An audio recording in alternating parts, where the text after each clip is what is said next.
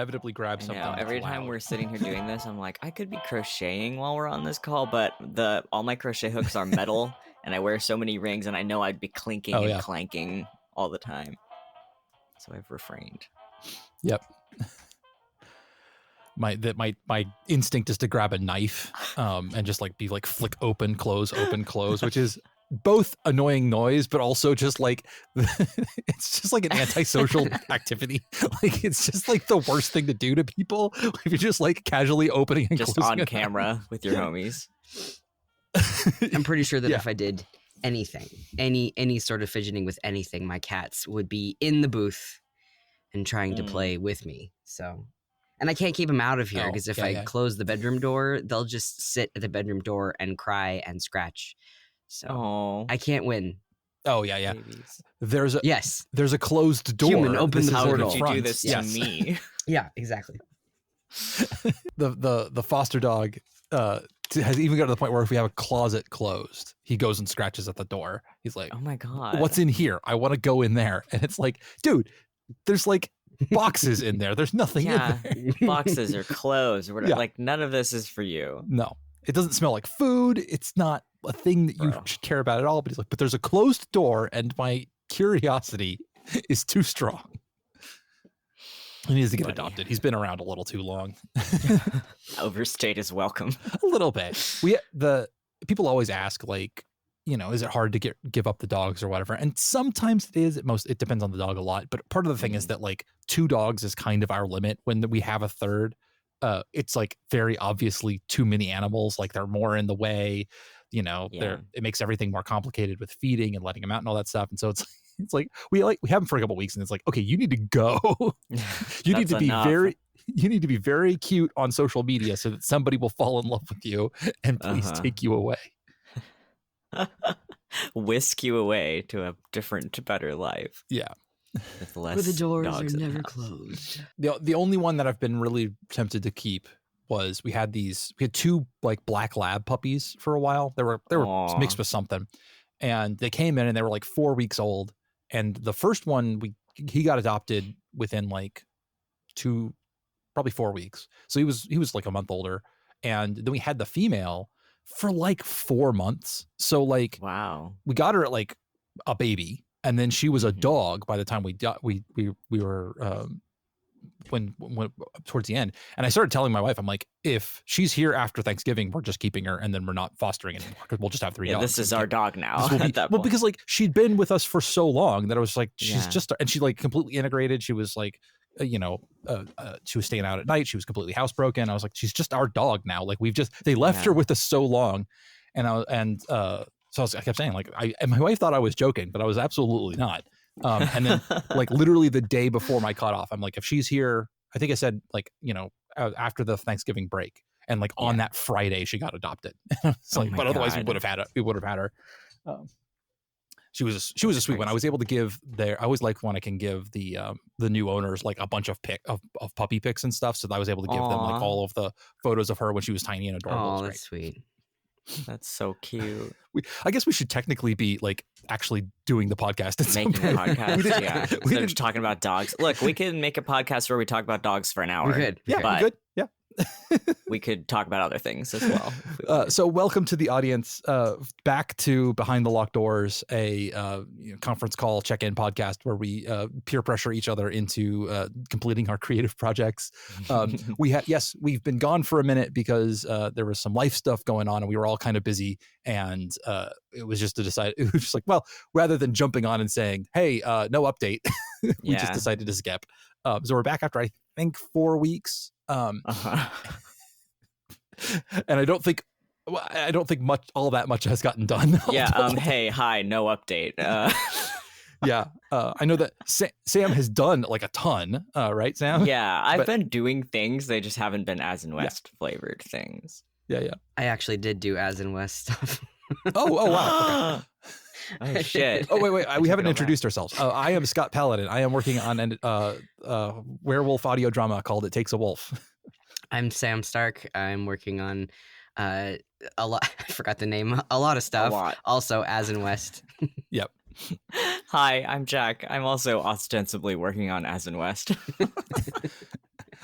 Okay, so you actually got As in West stuff. Yeah, stuff tell done? me all about it. I haven't heard about this. Yeah, it's because it isn't actually on paper anywhere, and I think that we discussed this before. Like a lot of world building and a lot of ideas need to kind of percolate for a while before they get put down anywhere. And Totally. I know that when I get to that stage where I kind of just start thinking about something just a lot, and I can't stop thinking about that something for a lot, that means that it's its turn. So as I'm finishing up a whole bunch of shit, like I don't have any audiobooks on my like list of things to do right now, and so that's exciting. Yeah, that clears up a lot of my headspace. I've gotten a whole bunch of Shelterwood. Actually, all of the episodes that we have recorded, I have done the vocal cuts for. They're all done. I got to listen to the finished first episode of Shelterwood yesterday. It was fucking cool. Woo. And the only thing that I have to like physically do now is to go on this cruise, which doubles as a audiobook narrator workshop. So my brain is a lot less full of stuff. And and yeah, really thank you. The only other thing that's like on my to-do list actually right now is to edit the breathing space episode. Yes, this thing of ours.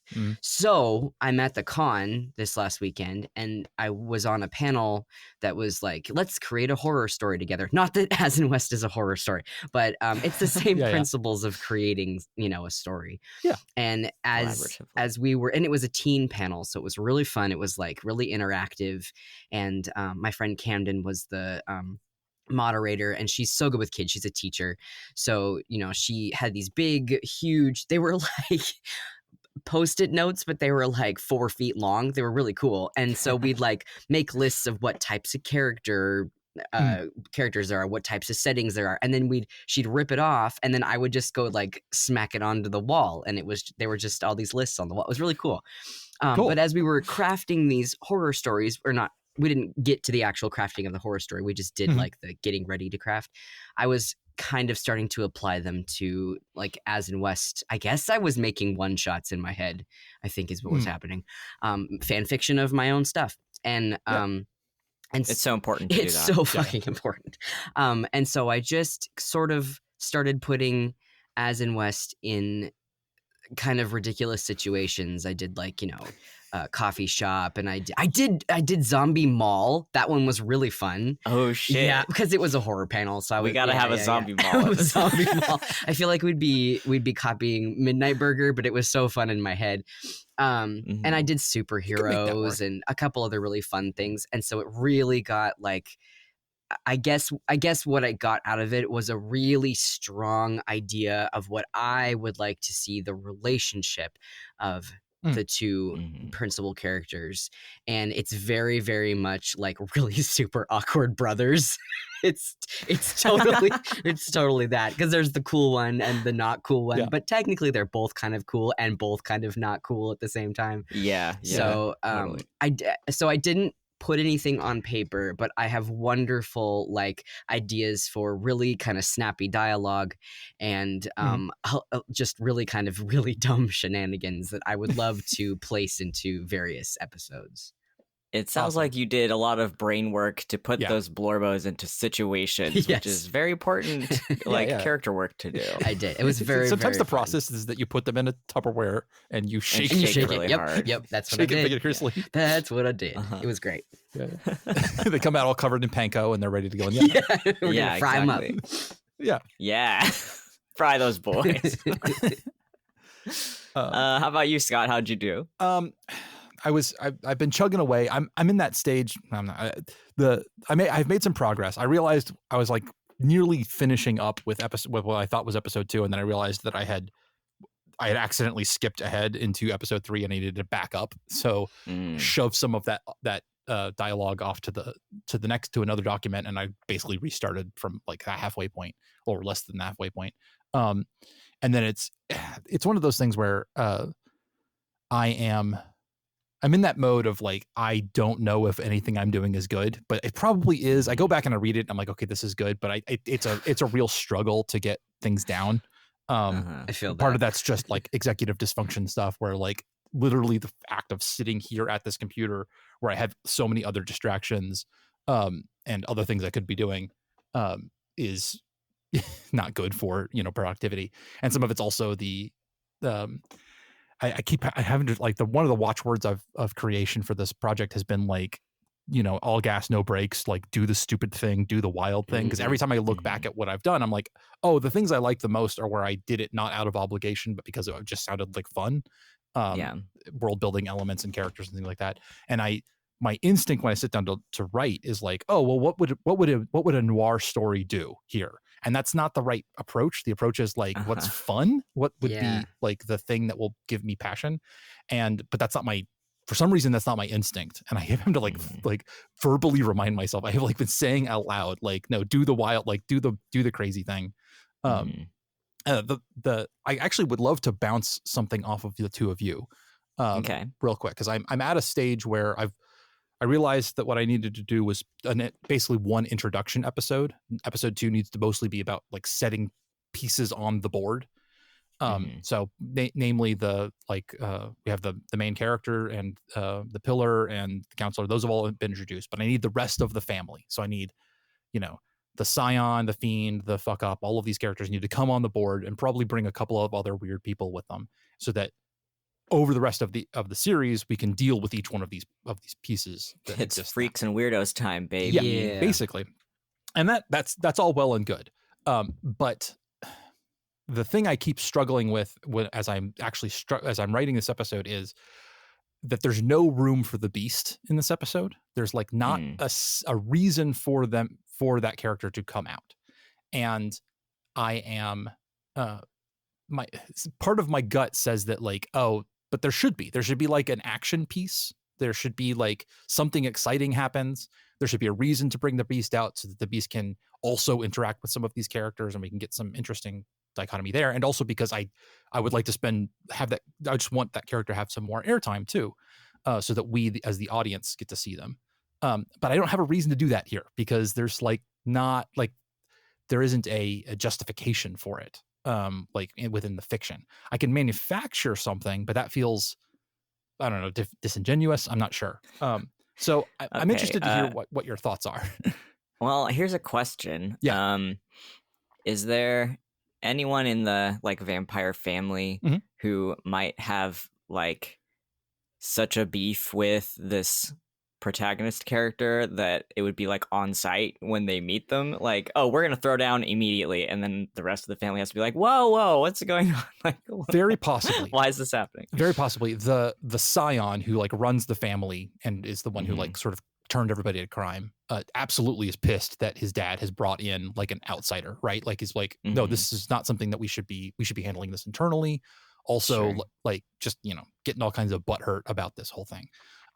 That being said, he's not the kind of person who jumps in himself immediately. He would be the kind of person who would arrange it.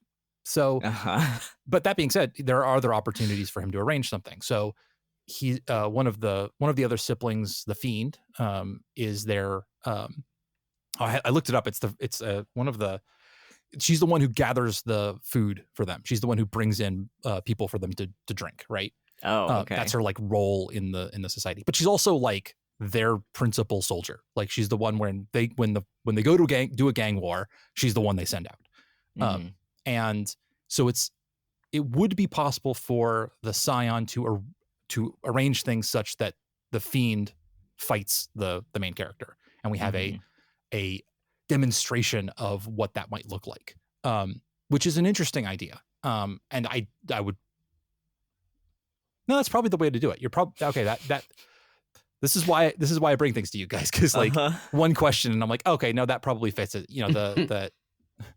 Listeners, I just watched Scott go on a whole face journey. Yeah, wow, it was like, oh wait, no, this could work. Yeah. Well, like it's one of those things where like when you're bouncing something around in your head, you just don't have the perspective sometimes, and so it's like you just need to say it aloud and then have somebody ask you like even the most simple question. One question, and you're like, oh, okay, solved it. Okay, yeah. Cool. No, I think that works. Sometimes you just need to be a soundboard. Yeah, and man, I will tell you that a lot of what I'm struggling with right now, I've been working in with Breathing Space for so long, where there's this huge collaborative team where like 95% of all of my productive creative stuff is when somebody else asks me a dumb question or even a very reasonable, simple question. And I'm like, boy, here I go world building again. Yeah. And we love to see it. Yeah. But when I don't have the the sounding boards, the chaos of having other minds bouncing off of my own, I'm having to just sort of like crank on the on the handle inside my own brain and be like, come on, let's just do this. Definitely is less productive. Although that being said, I will admit that one of the reasons I'm doing It Takes a Wolf the way I am, where it's just me, is that I do want to produce something that is my own. So it's not like I want to solve this by bringing other people in. I love that having access to y'all and being able to talk to people about it, but I do want to force myself to do something hard. So the fact that it's hard is not unexpected. This is what writers' workshops are. Yeah. It's just like a bunch of people making their own thing and then just blasting ideas at each other. Like, hey, would this help you? And that's what it is. That's what it's for. Very, very useful. The one thing that I wanted to maybe, I guess, offer please do, is when you first brought this sort of conundrum to us, what I got from it was I want to have this thing happen, but I can't really make it fit in a way that works, and I want some ideas. And like, you have definitely introduced the audience to the beast in the first episode. Sure. So it's like, just remember, you don't have to. I know you want to do this, because me being a pantser, I have discovered that I'll get to a spot where I'm like, oh, I really want this, and I'll try to make something work, and it'll be cool, and I'll be really happy with it, and then I'll go back later and I'll be like, oh, this just structurally doesn't work at all. So just keep that in the back of your mind, that like I mean I would love to listen to it where there was a fight and there was a bunch of stuff happening. It'd be great, but also if it feels forced, like that's not going to be as fun. And this is stepping back a level. It may be my struggle to fight against my own instincts as a writer, because if I did nothing else, if I did not try to do any genre conventions, if I was just going to write what comes perfectly natural to me, it would be 50,000 words of people just sitting around talking to each other. There would be no action. It would also be just the middle of the story. There would be no setup or ending. It would just be like 50,000 words of conversation about the world building and their so it'd be Fable of the Family. Parts 1, 2, and 3. Yeah. I mean, that's what happens when I don't force myself out of my own comfort zone. So a little bit going into this and saying I'm doing this particular genre, which is crime and action, isn't an intention of making myself do things that are not my instinct. So I am definitely that does lead me to ignore things that are that sort of feeling of like, this isn't coming naturally, but some of that is because what comes naturally isn't this whole genre. And I don't want to necessarily I want to grow. I want to do something that's hard. But that being said, for sure, if it comes around that, like the alien in Aliens or the shark in Jaws, sometimes when you overuse an element, it loses its effectiveness. And so instead, having the beast as a constant sort of presence within the main character, being referred to by the narrator, having a sort of interaction with the main character where, the beast is there, his interests are not necessarily the fool's interests, or at least their desires are sometimes at odds, is also a valid way to go, where it's just sort of like an omnipresent thing that doesn't necessarily come out all of the time, might be better for the story. I will definitely have to be thinking about that. The tension of that always could, like the beast could at any moment. It could. Yeah, exactly. Yeah. That might be enough. Okay, you know what? Don't you dare. Don't you fucking dare. There's cats happening, okay, I think. Stop it. Probably. There's also the possibility that part of it is also a desire for, this is a crime thing with action in it. There should be an action beat. The beast doesn't necessarily have to come out during an action beat. We could have something exciting happen. We could have an attack, we could have a fight without necessarily bringing the beast out. And in fact, that could be a moment of tension where it's like, this would be really in your best interest, dude, to like pull out your big guns and fight the vampire now. But the fact that, you know, that is not in his interest and not part of the plan, then becomes part of that tension. There's also a way to approach that too. Really, the problem is just having too many options, Scott. Jesus. Well, no, I mean, yeah, that is all you could all when you could do anything in a story. Yeah, you do it have too many options. That's sort of the nature of writing, right? Stop. Writing is just like months and months and months of choice paralysis in a row. Yes. And then you maybe have a manuscript by the end. Yeah. And then it's also one of the reasons why I think like even artificial limitations on art can be super useful. That's true. Because it forces you to just like commit to certain things. You say, okay, I'm going to only use 2 colors in this composition. Well, that removes all of your ability to use anything else. So that takes a bunch of the choice paralysis off of you and forces you to make different choices down the road that you can't, because you've cut yourself off from tools you might otherwise have used to solve a problem. You know, if you say I'm going to do a bottle episode where I'm only going to have 2 characters, that changes a lot of what you can do for that story. And I think it actually it both makes you on one sense you don't have to worry about all of the different parameters. You have some of those decisions already made, and also it makes you look for different solutions to things.